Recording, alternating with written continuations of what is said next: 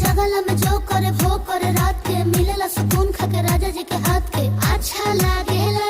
कमर ककरी से भइल काटा हराबा हो गलिया लागेला जान टमा डराबा हो गलिया लागेला जान टमा डराबा हो।